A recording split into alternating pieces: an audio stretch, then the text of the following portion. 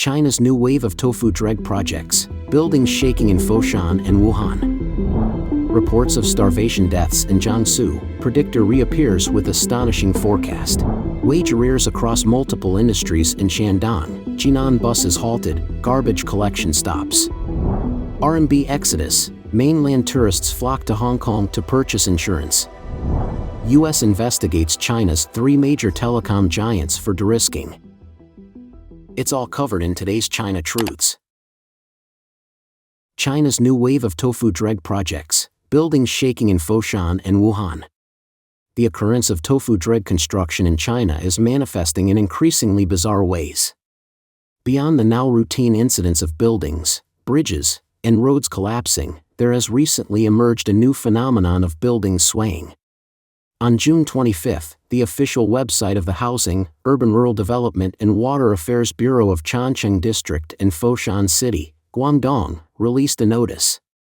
It reported that at around 3 p.m. on June 24, 2024, Building A of the Vanke Financial Center in Changcheng District exhibited minor swaying, prompting some occupants to evacuate. According to videos circulated online, a skyscraper at the heart of a bustling city center is seen persistently swaying, causing office workers inside to hurriedly descend to a spacious area below the building. In another clip, a plant on an employee's desk partition is seen moving up and down and side to side. The woman employee commented, "It's like an earthquake, it just keeps swinging, see? Oh, it's shaking terribly. No, it's the entire foundation that's shaking." Despite these observations, reports from mainland media indicate that the surrounding buildings of the financial center's Building A did not experience any swaying. Residents within 100 meters of buildings B and C of the financial center also did not feel any significant tremors. Additionally, personnel from the Earthquake Bureau have confirmed that there were no earthquakes around 3:30 p.m. in Foshan or the surrounding regions. A preliminary examination by experts did not reveal any damage to the building's main structure, nor were there signs of cracking in the surrounding area or detachment of the curtain wall panels. Coincidentally, apart from the swaying observed at the Vanke building in Foshan, a high-rise in Wuhan also experienced similar swaying. On June 23, a high-rise residential building in Wuhan inexplicably shook in the wind. Videos circulating online depict a building swinging back and forth alongside a nearby tree, with noticeable relative movement occurring between 2 sections of the building. Remarkably, no residents are visible outside the building during this event. The incidents have gained attention from mainland netizens, with comments such as, "In future decades, dangerous buildings will be ubiquitous throughout China under CCP governance. Even if they were offered for free, no one would dare reside in them." The question then arises, how will we handle such an abundance of construction waste? There was just a collapse in Guangzhou, and now here's another shaky building. Although it doesn't affect me directly, I truly find it intolerable. On June 21, an unexpected collapse occurred at a residential building on Tianfu Road in the Tianhe district of Guangzhou. Video footage from the scene shows collapsed staircases compressing the exposed rebar, resulting in a completely chaotic scene. During the video, the sounds of anguished crying are audible, and a man's voice is heard stating, "Someone was hit, call the police quickly." Reports of starvation deaths in Jiangsu, Predictor reappears with astonishing forecast. The Chinese economy is currently struggling, with high unemployment rates making life increasingly difficult for its citizens. Recent online exposures have revealed the severe living conditions of the lower class, including tragic incidents of people starving to death. On June 24, a video surfaced on Platform X reporting that on June 23, a man starved to death in Unit 2 of Building 19 in Zhonghuayuan West Village, Suzhou, Jiangsu Province. The video showed police and medical staff at the scene lifting a young man whose arms appeared extremely thin, suggesting he hadn't eaten for an extended period. The video was likely filmed from a building across the street.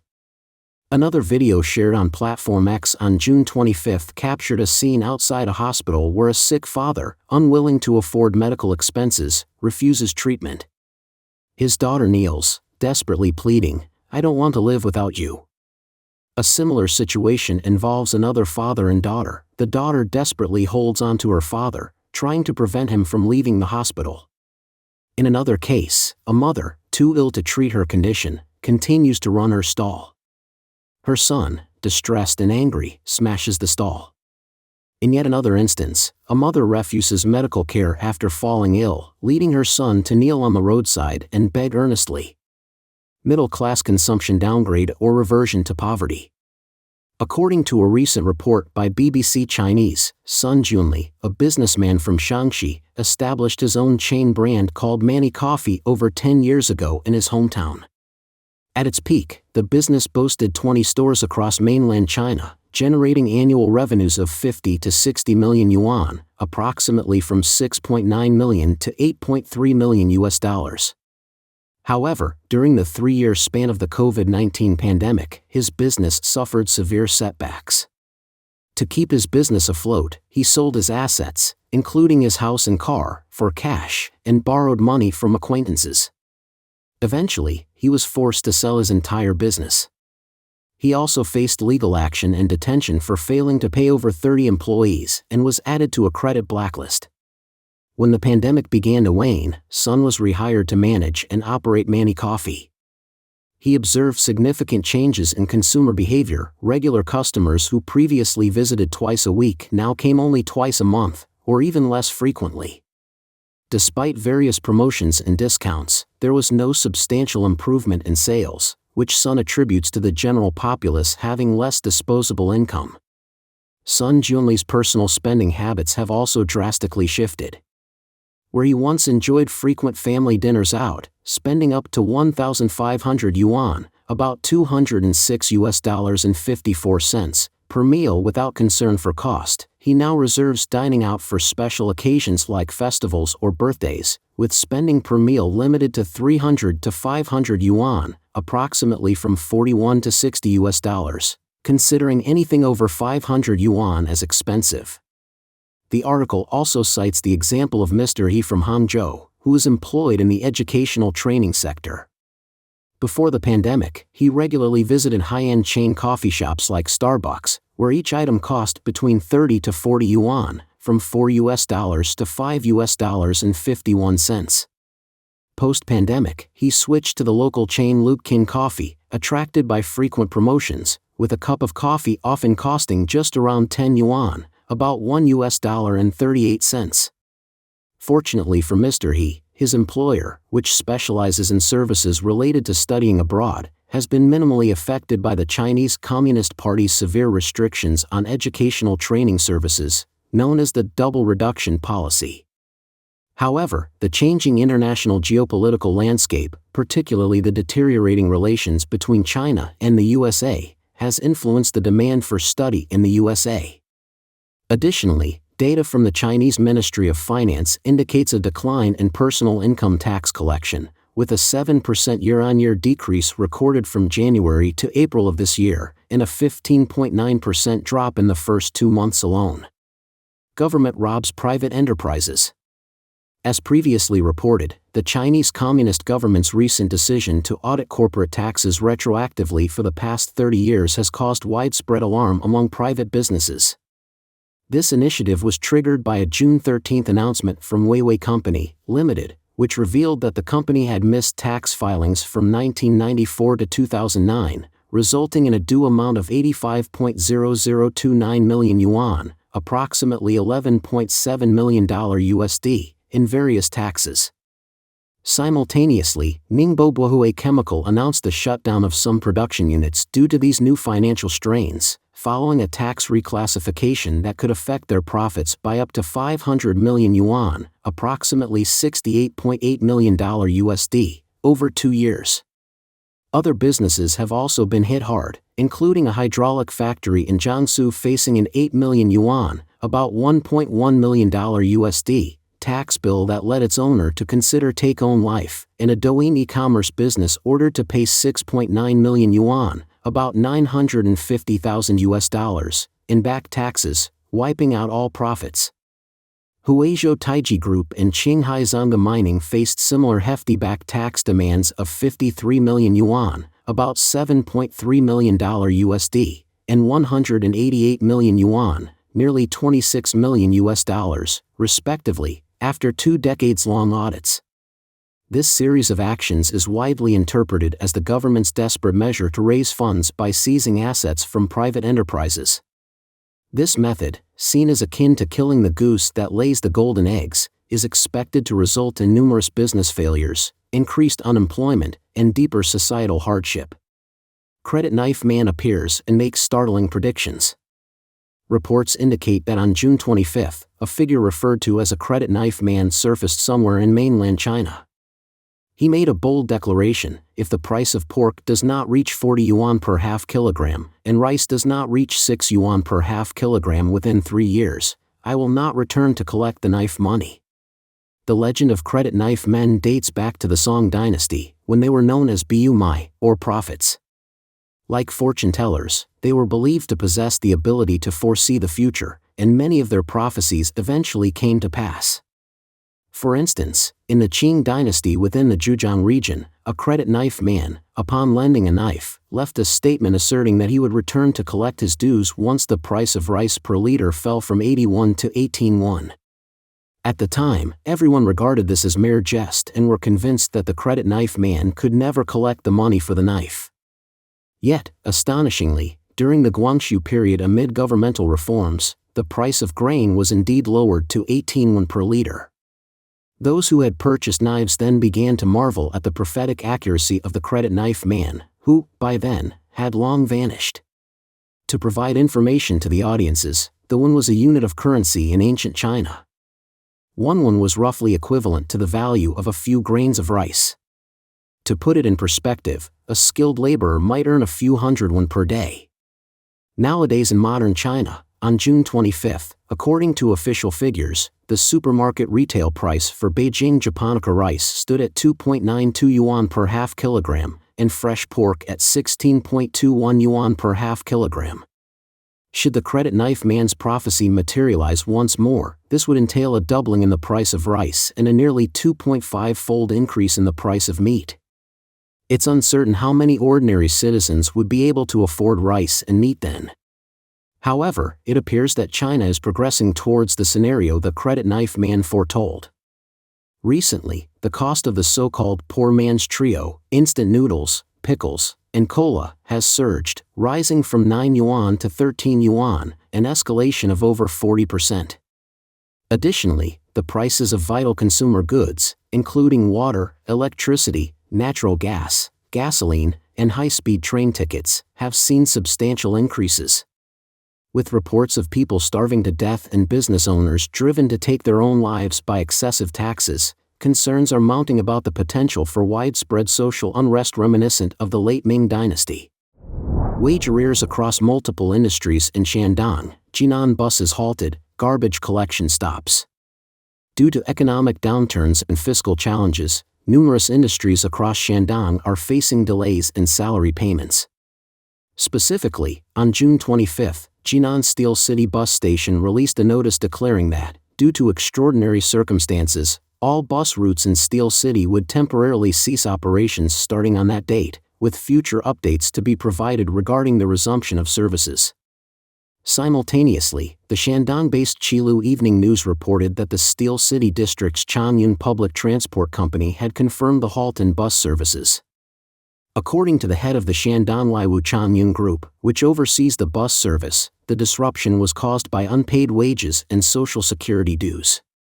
The spokesperson from the group disclosed that currently, over 1,000 employees are owed a total of upwards of 60 million yuan, about $8.3 million USD, specifically for 9 months of unpaid social security and 4 months of wages. The company is presently operating at a loss. One of the bus drivers revealed that only 1 month's salary had been issued this year, and that since 2022, the employees' pension insurance contributions have been outstanding. Additional reports highlighted that this wasn't the first instance of service suspension. Similar occurrences were noted at the end of 2022 and in April 2023. There is no definite information available yet regarding when the bus operations might restart. Additionally, local netizens from Jinan have reported that sanitation workers have not been paid for 9 months, leading to the accumulation of uncollected trash, which has subsequently resulted in widespread foul odors. This issue has been a topic of extensive discussion among netizens, with people from various parts of Shandong sharing similar experiences. Some concerns were raised by netizens, including in Linshu and Lini counties of Shandong province. Social workers haven't been paid for 8 months, yet they continue to persevere. Weifang buses haven't been paid for 4 months. Does any county or city in Shandong not have debts? Let's speak out. This problem extends beyond Shandong, as indicated by netizens from Tianjin and Hebei who shared. In Tianjin, we had a situation where 16 months of wages were owed. There was a half-year hiatus previously, after which payments were made only to be delayed again. My husband was last paid in February this year. The longest wait has been 7 months without wages, and it's been very difficult. RnB Exodus. Mainland tourists flock to Hong Kong to purchase insurance. As China's economy faces a downturn, many citizens are becoming pessimistic about future prospects, prompting them to move funds overseas as a hedge against risks. One popular method is purchasing insurance in Hong Kong. Data released by the Hong Kong Insurance Authority shows that, in this year's first quarter, the issuance of new policies to visitors from the mainland hit a 5-year peak. Premiums amounted to 15.6 billion Hong Kong dollars, nearly $2 billion US dollars, representing a year-on-year increase of 62.6%. The total number of policies issued was 52,000, up 51.7% from the previous year. Hong Kong insurance has long served as an accessible route for China's mainlanders to purchase overseas assets. Most savings and investment products offered are denominated in US dollars, facilitating global asset allocation with at least a 4.5% yield, which is higher than that available in the mainland. Additionally, Hong Kong policies provide greater protective benefits than those available in the mainland. Analysts suggest that due to the grim economic and political outlook in China, people feel trapped and resort to purchasing Hong Kong insurance mainly to shift their assets in preparation for leaving. Lu Mingxiong, a Hong Kong entrepreneur, stated that it's all about asset transfer. Many private entrepreneurs sense that to the CCP, using us is a reluctant choice, while eliminating us aligns with their noble ideals. They all sense this, hence the expectation of chaos. Before the chaos ensues, and before people depart, they prefer to move their money out, often through insurance purchases since it carries no risk. Moreover, most insurances bought in Hong Kong are from the US and the UK. Meng Jun, another mainland entrepreneur in the US, observed that if you have assets, even a little money, you become a target domestically. If you are still operating a business, then departments like the industrial and commercial tax authorities, quality inspection, and environmental protection start to harass you. It's a total mess. Most of the wealthy class have already left, having prepared their exit strategies. On June 18, the international investment migration consulting firm Henley & Partners reported that last year, 13,800 high-net-worth individuals from China, each with at least $1 million in personal assets, emigrated, primarily to the United States, Canada, and Singapore. It is expected that in 2024, about 15,200 Chinese rich will leave, marking a record in wealth outflow. Meng Jun further noted that as the CCP intensifies the destruction of Hong Kong's freedoms and human rights, Hong Kong has lost its previous prosperity and its position as an international financial center. Consequently, the risks and uncertainties associated with storing money in Hong Kong have increased. U.S. investigates China's 3 major telecom giants for de-risking. According to Reuters, the Biden administration is investigating China Mobile, China Telecom, and China Unicom as part of its ongoing efforts to prevent Chinese companies from accessing U.S. data, which could pose threats to American businesses, citizens, and national security. The U.S. Department of Commerce has issued subpoenas to these companies, completing risk analyses for China Mobile and China Telecom, while the investigation into China Unicom continues. Despite bans on providing telecommunications services, these companies still conduct limited operations in the U.S., including cloud services and internet traffic management, enabling them to collect American data. Regulatory authorities, while yet to decide on measures to address these threats, can halt transactions involving data services from these companies, potentially impacting their ability to offer competitive services globally. Doug Madory, an internet routing expert from Kentucky, expressed concerns about the Chinese Communist Party's sophisticated strategies, implying U.S. regulators must be vigilant against various risks. Additionally, concerns persist over these companies possibly collecting and sharing sensitive U.S. data with the Chinese government, particularly through operations like the data center owned by China Mobile in Silicon Valley. Meanwhile, Bert Hubert, a cloud computing expert and former Dutch intelligence official, noted that owning U.S. data centers gives Chinese firms more opportunities for data misuse, such as installing backdoors or bypassing encryption to access customer data covertly. Addressing potential national security risks, U.S. targets Chinese telecom firms. China Mobile, China Unicom, and China Telecom are substantial state-owned enterprises under the control of the Chinese Communist government. These companies and their U.S. subsidiaries have been under scrutiny by Washington for some time. In 2019, the U.S. Federal Communications Commission, FCC, rejected China Mobile's bid to provide telephone services. It also revoked the licenses of China Telecom and China Unicom to offer telephone services in 2021 and 2022, respectively. On April 25 of this year, the FCC mandated that the American subsidiaries of these three companies halt all their fixed and mobile broadband internet services in the U.S. This decision by the FCC was largely influenced by a bipartisan report from the U.S. Senate Permanent Subcommittee on Investigations published in 2020. The report criticized the U.S. government for its nearly two-decade-long inaction in regulating the activities of these Chinese state-owned telecom operators in America. It documented at least 9 incidents where China Telecom misrouted network traffic and suggested revoking its telecom service license. Earlier this month, FCC Chair Jessica Rosenworcel revealed that U.S. agencies had uncovered that China Telecom exploited vulnerabilities in the Border Gateway Protocol, BGP, to incorrectly route U.S. internet traffic at least 6 times. Such incidents of BGP hijacking could potentially expose personal data, leading to theft, extortion, and espionage activities at the national level. BGP is a network routing protocol that identifies the most efficient data paths across the internet. China Telecom has established a significant presence in the U.S. network infrastructure. It operates 8 points of presence, POPs, in the U.S., situated at Internet Exchange Points, which facilitate the interconnection and exchange of routing information between large networks. The FCC has expressed concerns that when POPs are managed by entities considered national security risks, they pose substantial threats to both national security and law enforcement. The FCC highlighted in April that China Telecom's POPs, if located at network exchange points, might enable the firm to access or manipulate data flowing along preferred U.S. customer traffic routes.